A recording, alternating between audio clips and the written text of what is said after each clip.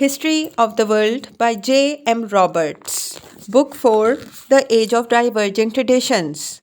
Chapter 5 The Making of Europe. The only other Western peoples of the early 11th century who called for remark because of the future that lay before them were those of the Christian states of northern Spain. Geography, climate, and Muslim division had all helped Christianity's survival in the peninsula and in part defined its extent. In the Asturias and Navarre, Christian princes or chieftains still hung on early in the 8th century, aided by the establishment of the Spanish March by Charlemagne and its subsequent growth under the new counts of Barcelona. They nibbled away successfully at Islamic Spain while it was distracted by civil war and religious schism. A kingdom of Leon emerged in the Asturias to take its place beside a kingdom of Navarre. In the 10th century, however, it was the Christians who fell out with one another and the Arabs who again made headway against them. The blackest moment came at the very end of the century when a great Arab conqueror, Al-Mansur, took Barcelona, Leon, and in 998 the shrine of Santiago de Compostela itself, where St. James the Apostle was supposed to be buried. The triumph was not long lived, for here too, what had been done to found Christian Europe proved ineradicable. Within a few decades, Christian Spain had rallied as Islamic Spain fell into disunion. In the Iberian Peninsula, as elsewhere, the age of expansion which this inaugurated belongs to another historical era, but was based on long centuries of confrontation with another civilization. For Spain, above all, Christianity was the crucible of nationhood. The Iberian example suggests just how much of the making of the map of Europe is the making of the map of the faith, but an emphasis only on successful missions and ties with powerful monarchs is misleading. There was much more to early Christian Europe and the Christian life than this. The Western Church provides one of the greatest success stories of history, yet its leaders between the end of the ancient world and the 11th or 12th century long felt isolated and embattled in a pagan or semi-pagan world, increasingly at odds with and finally almost cut off from Eastern Orthodoxy. It is hardly surprising that Western Christianity developed an aggressive intransigence almost as a defensive reflex. It was another sign of its insecurity. Nor was it threatened merely by enemies without. Inside Western Christendom, too, the Church felt at bay and beleaguered. It strove in the middle of the still semi pagan population to keep its teaching and practice intact, while christening what it could of a culture with which it had to live, judging nicely the concession which could be made to local practice or tradition, and distinguishing it from a fatal compromise of principle. All this it had to do with a body of clergy of whom many, perhaps most, were men of no learning, not much discipline, and dubious spirituality. Perhaps it is not surprising that the leaders of the church sometimes overlooked the enormous asset they enjoyed in being faced by no spiritual rival in the Western Europe after Islam was turned back by Charles Martel. They had to contend only with vestigial paganism and superstition, and these the church knew how to use. Meanwhile, the great men of the world surrounded it, sometimes helpfully, sometimes hopefully, always a potential and often a real threat to the church's independence of the society it had to strive to save. Inevitably, much of the history which resulted is the history of papacy. It is the central and best documented institution of Christianity. Its documentation is part of the reason why so much attention has been given to it, a fact that should provoke reflection about what can be known about religion in these centuries. Though papal powers had alarmingly ups and downs, the division of the old empire meant that if there was anywhere in the West a defender of the interest of religion, it was Rome, for it had no ecclesiastical rival. After Gregory the Great, it was obviously implausible to maintain the theory of one Christian church in one empire, even if the imperial exarch resided at Ravenna. The last emperor who came to Rome did so in 663, and the last pope to go to Constantinople went there in 710. Then came iconoclasm, which brought further ideological division. When Ravenna fell to the renewed advance of the Lombards, Pope Stephen set out for Pepin's court, not that of Byzantium.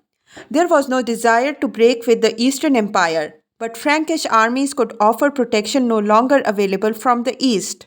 Protection was needed too, for the Arabs menaced Italy from the beginning of the 8th century, and increasingly the native Italian magnates became Obstreperous in the ebbing of Lombard hegemony. There were some very bad moments in the 2.5 centuries after Pepin's coronation. Rome seemed to have very few cards in its hands, and at times only to have exchanged one master for another.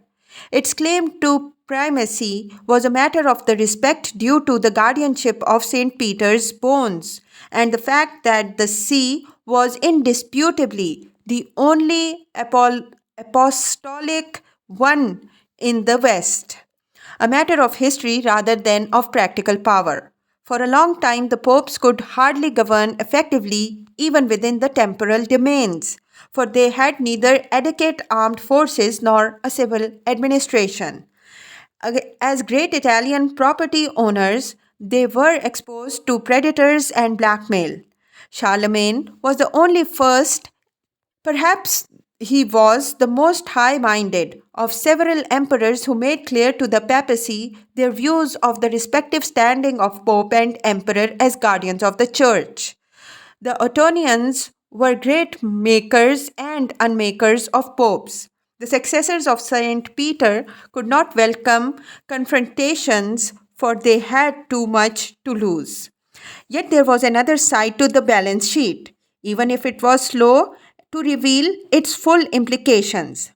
Pepin's grant of territory to the papacy would in time form the nucleus of a powerful Italian territorial state. In the Pope's coronation of emperors, there rested veiled claims, perhaps to the identification of rightful emperors.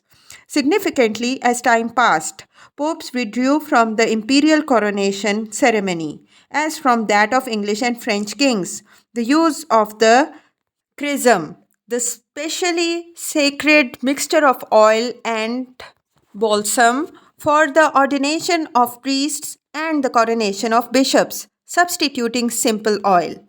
Thus was expressed a reality long concealed but easily comprehensible to an age used to symbols. The Pope conferred the crown and the stamp of God's recognition on the emperor. Perhaps, therefore, he could do so conditionally.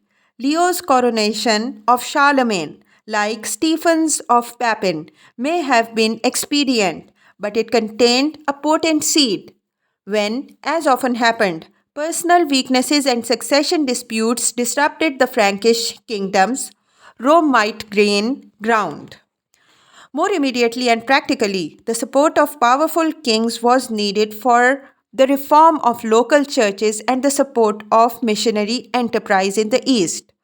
For all the jealousy of local clergy, the Frankish church changed greatly. In the 10th century, what the Pope said mattered a great deal north of the Alps. From the Entente of the 8th century, there emerged gradually the idea that it was for the Pope to say what the church's policy should be, and that the individual bishops of the local churches should not pervert it.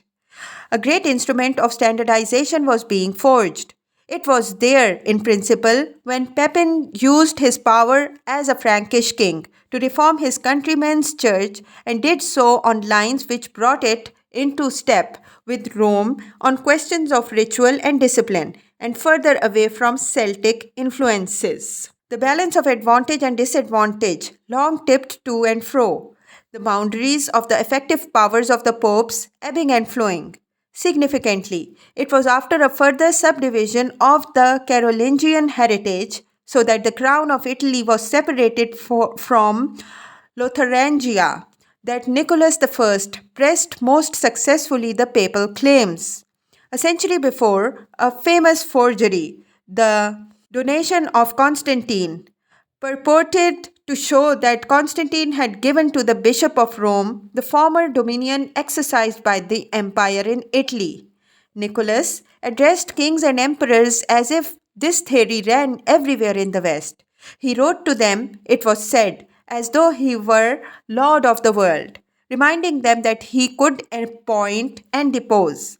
He used the doctrine of papal primacy against the Emperor of the East too, in support of the Patriarch of Constantinople. This was a peak of pretension which the papacy could not long sustain in practice, for it was soon clear that force at Rome would decide who should enjoy the imperial power the Pope claimed to confer. Nicholas's successor, revealingly, was the first pope to be murdered. Nonetheless, the ninth century laid down precedents, even if they could not yet be consistently followed, especially in the collapse of papal authority in the 10th century, when the throne became the prey of Italian faction whose struggles were occasionally cut across by the interventions of the Ottonians. The day-to-day work of safeguarding Christian interests could only be in the hands of the bishops of the local churches. They had to respect the powers that were, seeking the cooperation and help of the secular rulers. They often moved in positions in which they were all but indistinguishable from royal servants. They were under the thumbs of their secular rulers just as often. The parish priests was under the thumb of the local lord and had to share his ecclesiastical proceeds in consequence. This humiliating dependency was later to lead to some of the sharpest papal interventions in the local churches. The bishops did not much good. In particular, they encouraged missionaries.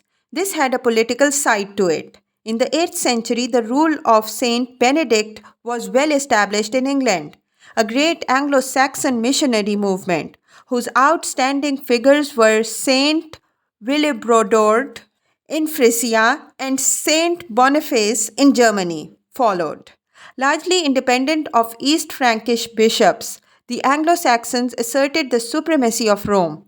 Their converts tended therefore to look directly to the throne of St. Peter for religious authority. Many made pilgrimages to Rome.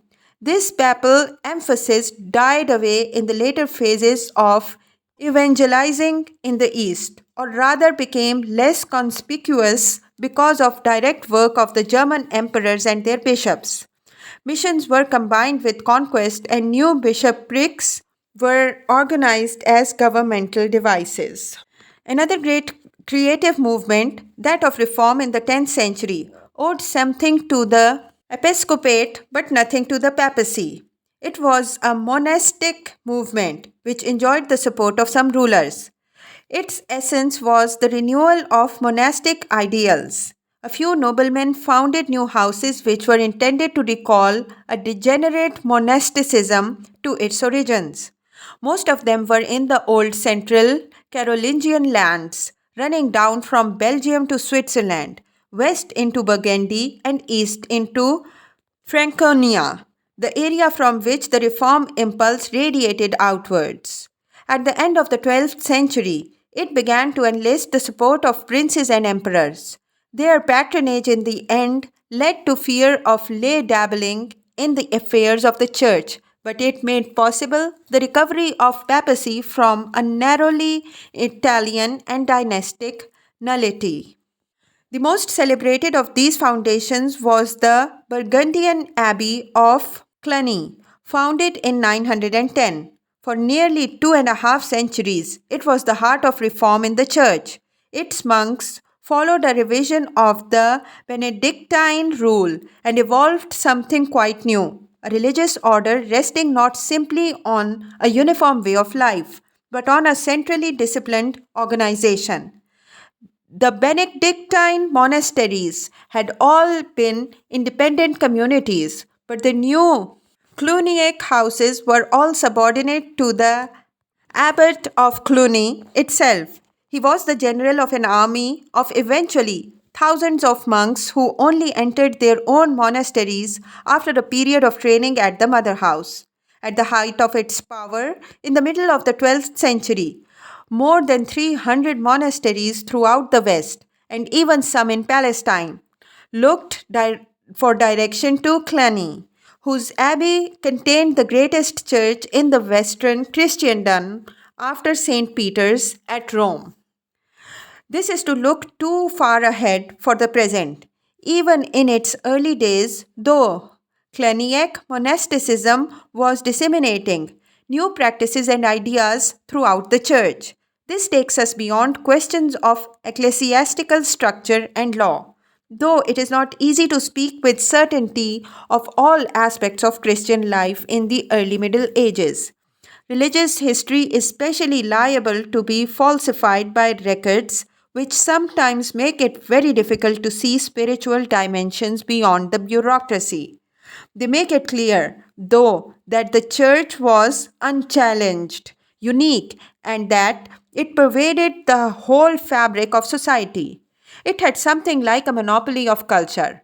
The classical heritage had been terribly damaged and curtailed by the barbarian invasions and the intransigent otherworldliness of early Christianity. What has Athens to do with Jerusalem? Tertullian had asked, but such intransigence had subsided. By the 10th century, what had been preserved of the classical past had been preserved by churchmen, above all by the Benedictines and the copiers of the palace schools who transmitted not only the Bible but Latin compilations of Greek learning. Through their version of Pliny and Boethius, a slender line connected early medieval Europe to Aristotle and Euclid. Literacy was virtually coterminous with the clergy. The Romans had been able to post their laws on boards in public places, confident that enough literate people existed to read them, far into the Middle Ages. Even kings were normally illiterate. The clergy controlled virtually all access to such writings as there was. In a world without universities, only a court or church schools offered the chance of letters beyond what might be offered exceptionally by an individual cleric tutor. The effect of this on all the arts and intellectual activity was profound. Culture was not just related to religion but took its rise only in the setting of overriding religious assumptions. The slogan, Art for Art's Sake, could never have been made less sense than in the early Middle Ages. History, philosophy, theology, illumination all played their part in sustaining a sacramental culture, but however narrowed it might be, the legacy they transmitted, insofar as it was not Jewish, was classical. In danger of dizziness on such peaks of cultural generalization, it is salutary to remember that we can know very little directly about what must be regarded both theologically and statistically as much more important than this, and indeed as the most important of all the activities of the church. This is the day to day business of exhorting, teaching, marrying, baptizing, shriving, and praying, the whole religious life of the secular clergy and laity, which centered about the provision of the major sacraments. The church was in these centuries deploying powers which often cannot be distinguished clearly by the faithful from those of magic. It used them to drill a barbaric world into civilization. It was enormously successful, and yet we have almost no direct information about the process except at its most dramatic moments, when a spectacular conversion or baptism reveals by the very fact of being recorded that we are in the presence of the untypical. Of the social and economic reality of church, we know much more. The clergy and their dependents were numerous, and the church controlled much of the society's wealth. The church was a great landowner. The revenues which supported its work came from its lands, and a monastery or chapter of canons might have been very large estates. The roots of the church were firmly sunk in the economy of the day, and to begin with, that implied something very primitive indeed. Difficult though it is to measure exactly, there are many symptoms of economic regression in the West at the end of antiquity. Not everyone felt the setback equally. The most developed economic sectors went under most completely. Barter replaced money, and a money economy emerged again only slowly. The Merovingians began to coin silver, but for a long time there was not much coin, particularly coin of small denominations, in circulation. Spices disappeared from ordinary diet, wine became a costly luxury. Most people ate and drank bread and porridge, beer and water. Scribes turned to parchment, which could be obtained locally rather than papyrus, now hard to get.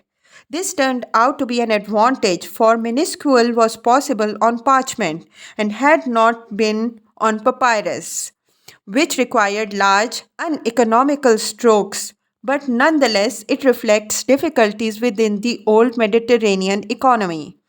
Though recession often confirmed the self sufficiency of the individual state, it ruined towns.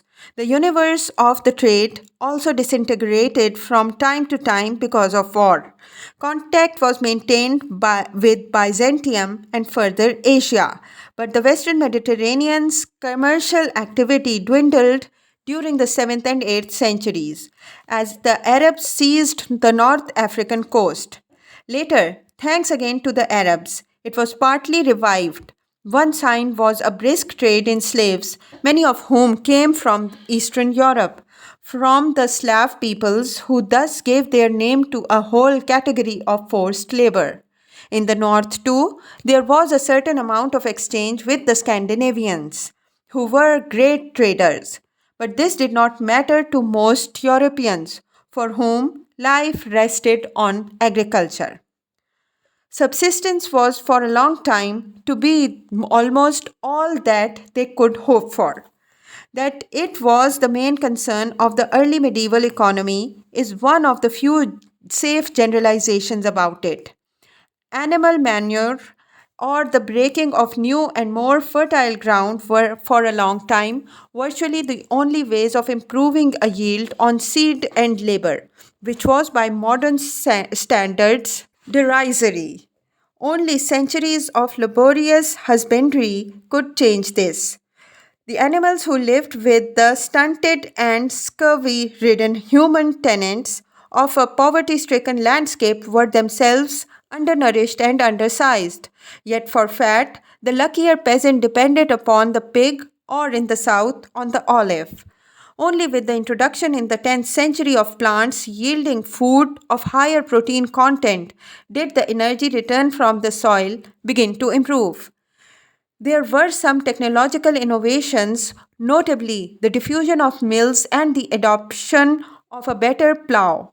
But when production rose, it did so for the most part because new land was brought into cultivation and there was much to exploit. Most of France and Germany and England was still covered with forest and waste. The economic relapse at the end of antiquity left behind few areas where towns thrived. The main exception was Italy, where some commercial relations with the outside world always persisted. Elsewhere, towns did not begin much to expand again until after 1100. Even then, it could be a long time before Western Europe contained a city comparable with the great centers of the classical Islamic and Asian civilizations. Almost universally, in the West, the self sufficient agricultural state was for centuries the rule. It fed and maintained a population probably smaller than that of the ancient world in the same area, though even approximate figures are almost impossible to establish. At any rate, there is no evidence of more than a very slow growth of population until the 11th century. The population of Western Europe may then have stood at about 40 million, fewer than live in the United Kingdom today.